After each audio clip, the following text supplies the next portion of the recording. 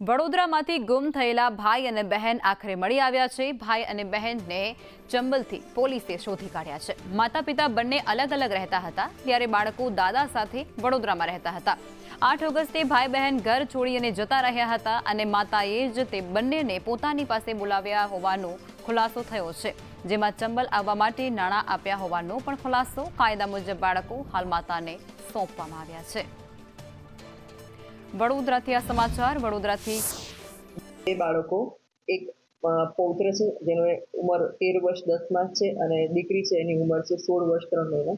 બંને બાળકો સ્કૂલે જઈએ છે એમ થેલો લઈ અને નીકળી ગયા હતા અને મોડી સાંજે પરત નહીં આવતા એના દાદા દ્વારા પોલીસ સ્ટેશનમાં રજૂઆત કરવામાં આવેલી, જેના આધારે તાત્કાલિક પોલીસ સ્ટેશનમાં અપહરણનો ગુનો દાખલ કરવામાં આવેલો હતો અને બંને બાળકોને ત્યારબાદ ચાઇલ્ડ વેલફેર કમિટી સમક્ષ રજૂ કરે અને બાળકોએ એવું જાણવા કીધું કે એના દાદા અને એની કોઈ એમને ત્રાસ આપતા હતા, જેના કારણે લોકો ત્યાંથી નીકળી ગયેલા હતા અને એની માતા પાસે આવી ગયેલા હતા અને એ લોકો એની માતા સાથે રહેવા માટેની રજૂઆત કરતા કોર્ટે એમને માતાની સાથે રહેવા માટેનો હુકમ કરેલો છે।